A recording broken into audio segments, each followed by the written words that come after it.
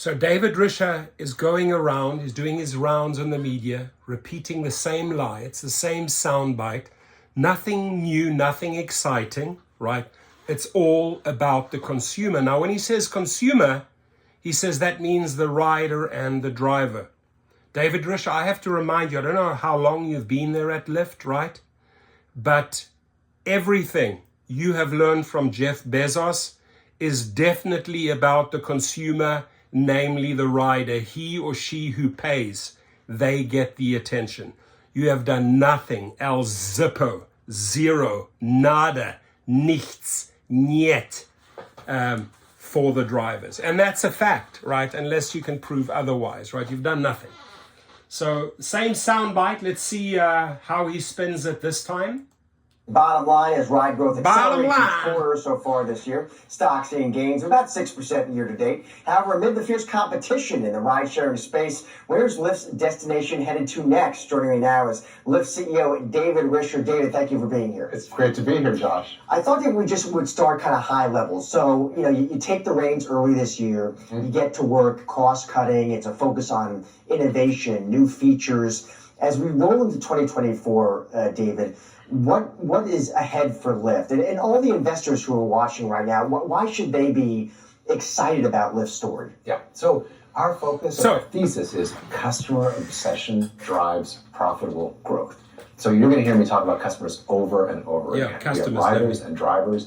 We just launched something called an online pickup promise. For example, if we are late to pick you up for the airport, we will literally pay you up to $100. And that's enough to actually get an Uber if you actually need it. So it's that sort of innovation you can use it on an Uber. Customers want that's going to drive our growth and our profitability.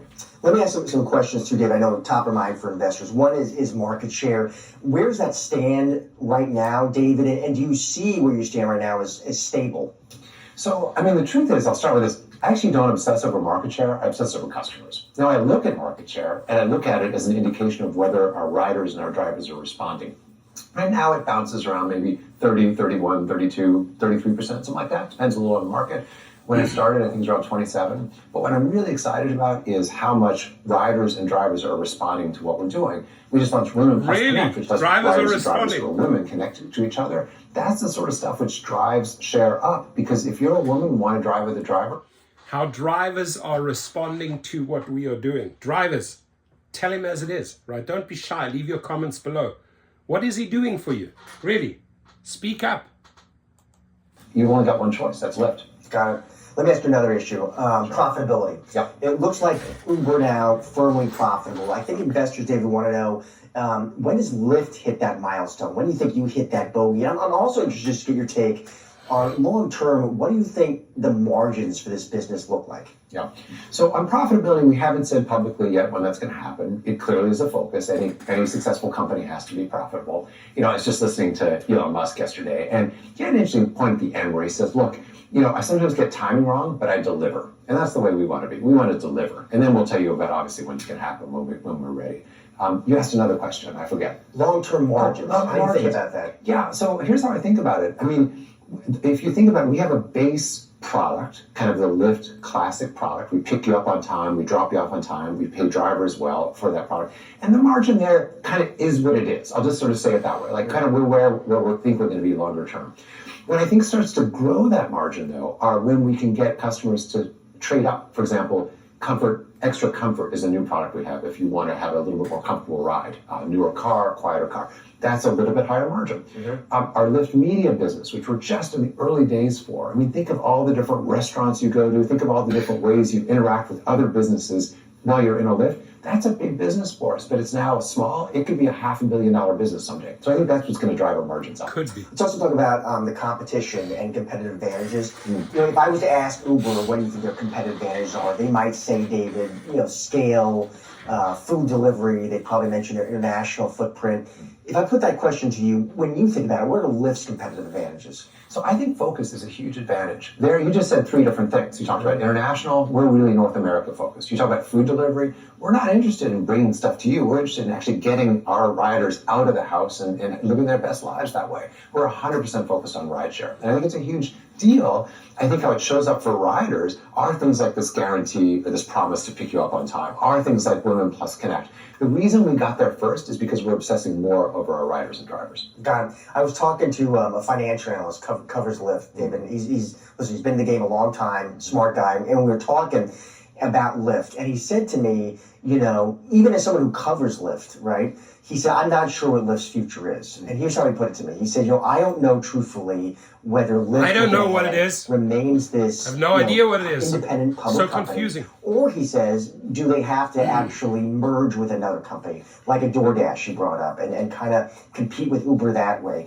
How do you answer that question? Yeah, look, you never say never about those sorts of things, right? Maybe, but that's not the focus. And listen, I'll tell you why. I think that delivering food to if you talk to drivers, for example, and people who do things like DoorDash or even Uber Eats, they tell you, gosh, I don't get paid as much as rideshare.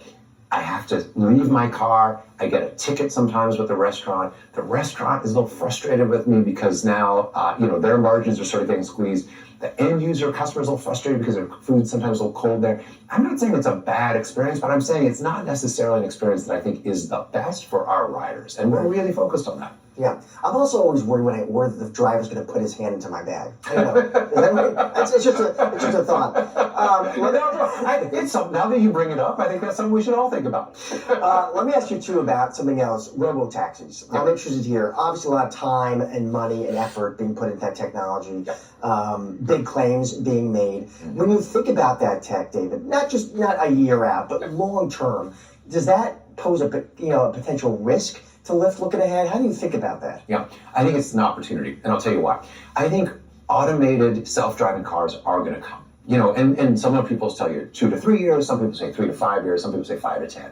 Almost doesn't matter. It's going to happen. So then the question becomes, what are we going to do about it? And the answer is, we're going to invite them, incorporate them into our network. I mean, look, we give 600 to 700 million rides a year.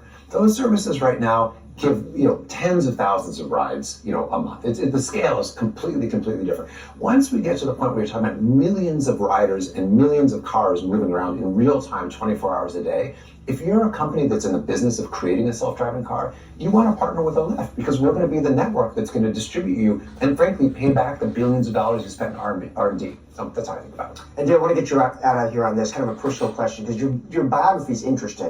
Correct me if I'm wrong, but right before Lyft, you were actually a nonprofit, yeah. David. And as I read about it, it was about delivering ebooks to kids, making ebooks available to kids. What did you, as a nonprofit, what did you learn there that you put to work now at Lyft as you steer and lead this company? So I love that question, and I'll give you 2 answers. The first one is, in a nonprofit, you're trying to deal with some of the world's biggest problems. In this case, getting kids to read. That was the problem. We got 21 million kids to read, and our budget was $10 million a year. So what does that tell you? That tells you that nonprofits have to solve huge problems with limited resources. That's helpful in any business, number one. And number 2, leading with purpose. So our purpose at Lyft for drivers, help them make more money.